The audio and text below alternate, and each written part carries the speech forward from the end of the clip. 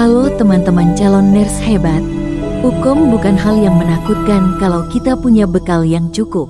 Di video ini, kita akan membedah 10 soal hukum ners beserta pembahasannya.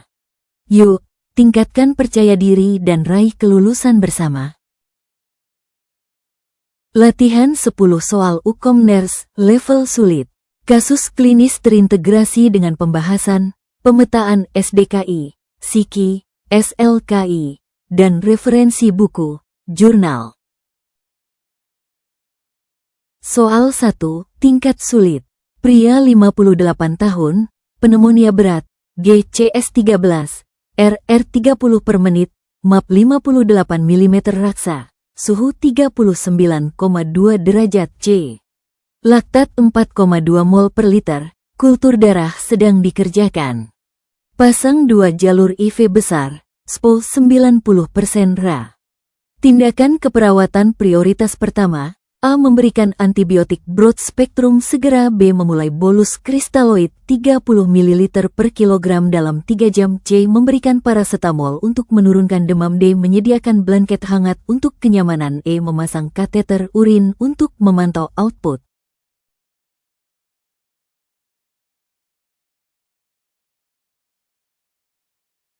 Pembahasan, B. Memulai bolus kristaloid 30 ml per kilogram dalam 3 jam.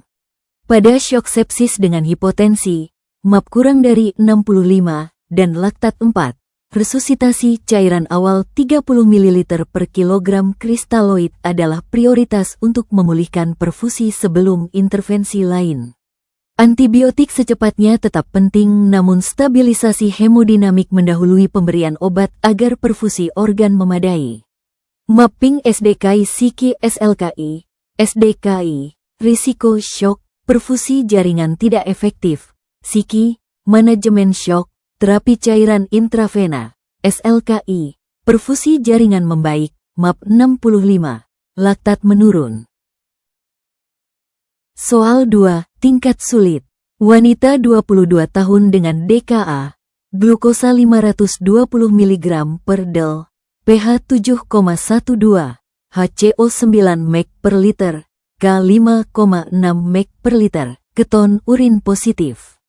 Tindakan keperawatan paling tepat sebelum memulai insulin reguler IV, A. Memberikan kalium IV 20 mg per jam. B. Memberikan bolus NaCl 0,9% 1-2 L. C. Memulai insulin reguler drip 0,1 UPE RKILOGRAM per jam. D. Memberikan bikarbonat 50 mg IV. E. Memberikan glukosa 25 gram 4. Pembahasan, B. Memberikan bolus NaCl 0,9% 1-2 L. Prioritas awal DKA adalah resusitasi cairan untuk mengoreksi dehidrasi dan perfusi. Kalium awalnya tampak tinggi tetapi akan turun setelah insulin. Pemberian kalium ditunda hingga K kurang dari 5,3 mg per liter dan diuresis adekuat. Bikarbonat jarang diindikasikan kecuali pH kurang dari 6,9. Mapping SDKI SIKI SLKI, SDKI, defisit volume cairan, SIKI, terapi cairan intravena, SLKI, hidrasi membaik, tanda vital stabil. Soal 3, tingkat sulit. Pria 67 tahun onset kelemahan sisi kanan 60 menit, CT scan, tidak ada perdarahan. TD 198/112 mm raksa, GDS normal. Tindakan keperawatan sebelum trombolisis TPA, A. Memberi aspirin 325 mg segera. B. Menurunkan TD ke kurang dari 185/110 mm raksa sesuai protokol. C. Memberi heparin bolus. D. Meninggikan kepala 45 derajat untuk seluruh pasien stroke. E. Menahan semua cairan IV untuk mencegah edema cerebri.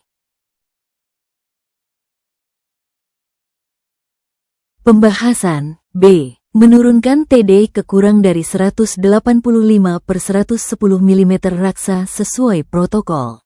Sebelum TPA, tekanan darah harus kurang dari 185/110 mm raksa. Aspirin ditunda 24 jam setelah TPA. Heparin kontraindikasi. Posisi kepala disesuaikan namun kontrol TD adalah syarat utama. Mapping SDKI Psiki SLKI. SDKI, perfusi cerebral tidak efektif berisiko. Psiki, manajemen hemodinamik. SLKI, status neurologis stabil.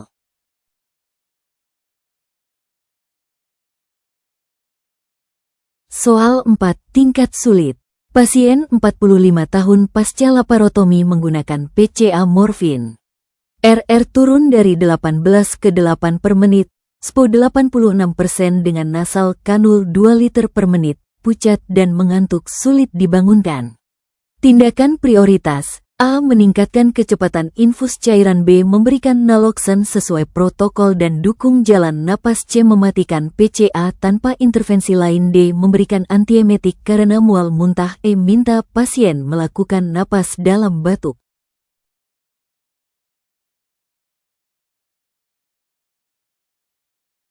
Pembahasan, B. Memberikan naloxon sesuai protokol dan dukung jalan napas.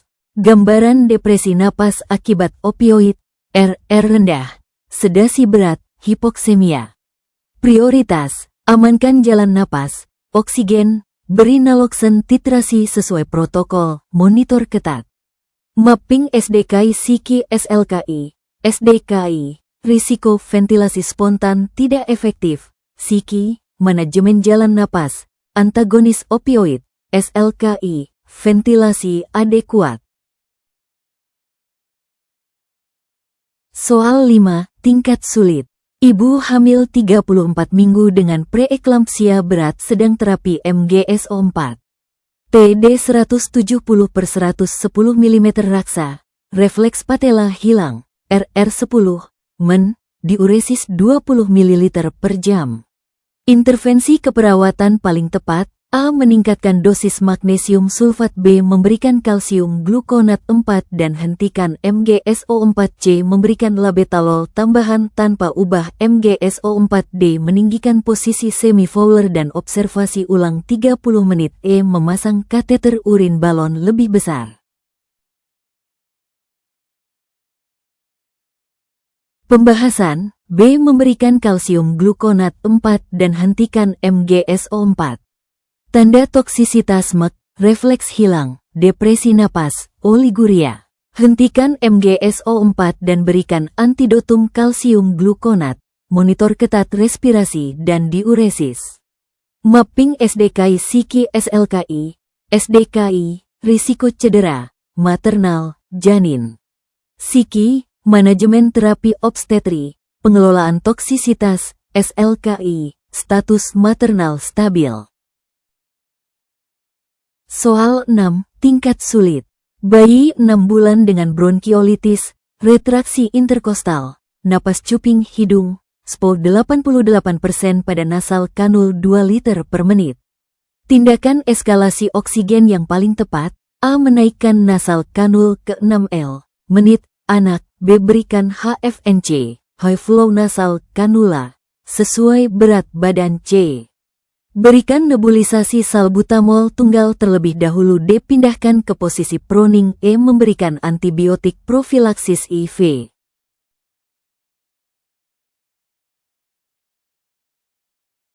Pembahasan, B. Berikan HFNC, high flow nasal kanula, sesuai berat badan. Pada hipoksemia persisten pada bronkiolitis, HFNC berbasis berat badan efektif meningkatkan oksigenasi dan menurunkan kerja napas.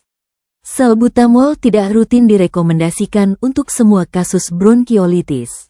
Mapping SDKI Psiki SLKI, SDKI, pertukaran gas tidak efektif, Psiki, terapi oksigen lanjutan, HFNC, pemantauan respirasi, SLKI, saturasi meningkat, 92%. Soal 7, tingkat sulit. Pasien gagal jantung kronik pulang 3 hari lalu, datang ke klinik dengan kenaikan BB 2,5 kg, edema piting, dan sesak saat aktivitas ringan. Intervensi keperawatan prioritas di klinik, A. Meningkatkan asupan cairan untuk memperbaiki perfusi. B. Edukasi menimbang. BB mingguan. C. Koordinasi pemberian diuretik loop tambahan sesuai order dan evaluasi elektrolit. D. Anjurkan istirahat total di tempat tidur 3 hari. E. Memberikan oksigen non-rebreathing mass 15 liter per menit.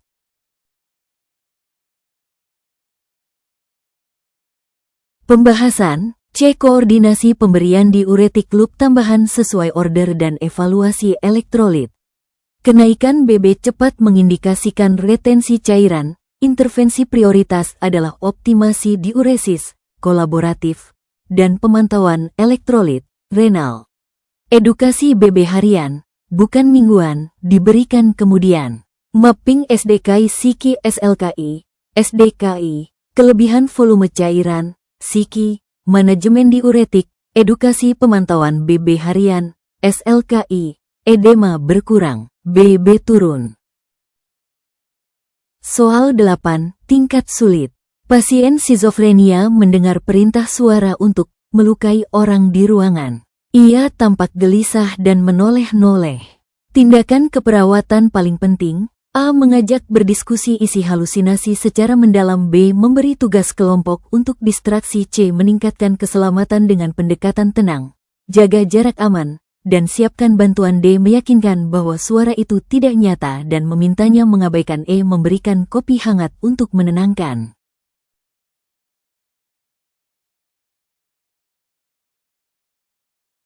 Pembahasan. C. Meningkatkan keselamatan dengan pendekatan tenang, jaga jarak aman, dan siapkan bantuan. Halusinasi perintah meningkatkan risiko kekerasan.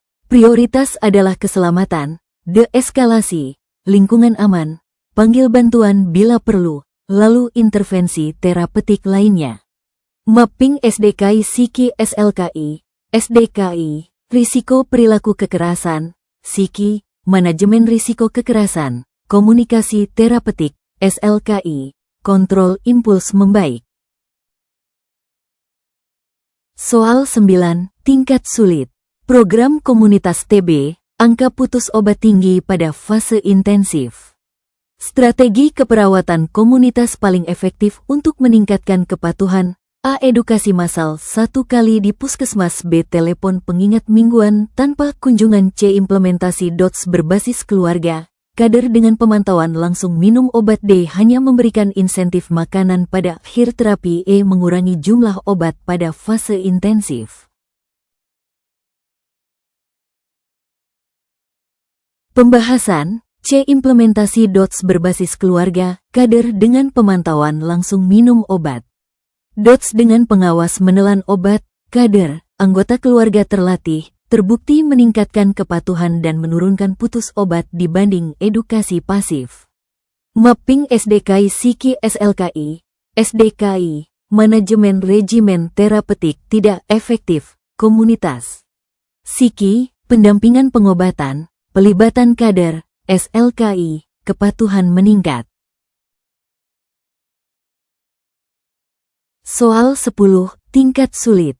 Pasien dewasa kompeten menolak transfusi darah karena keyakinan pribadi, meski Hb 5,8 gram per del dan risiko tinggi. Tindakan keperawatan paling sesuai secara etik dan legal. A. Memberikan transfusi atas dasar beneficence tanpa persetujuan. B. Mencari keluarga untuk menandatangani persetujuan pengganti. C. Menghormati otonomi pasien setelah pemberian informasi lengkap dan memastikan informed refusal terdokumentasi. D. Membujuk dengan menakut-nakuti agar menyetujui. E. Meminta dokter menentukan tanpa melibatkan pasien.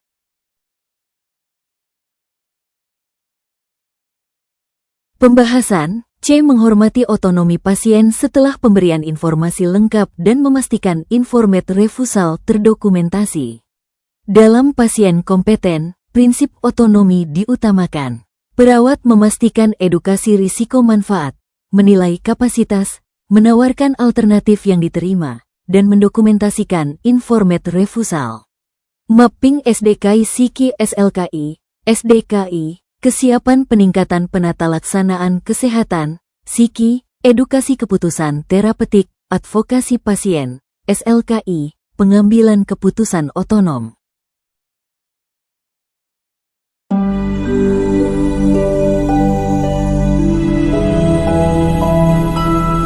Terus semangat jadi perawat profesional, klik like, subscribe, dan share supaya makin banyak yang lulus UKOM. Sampai jumpa di video selanjutnya.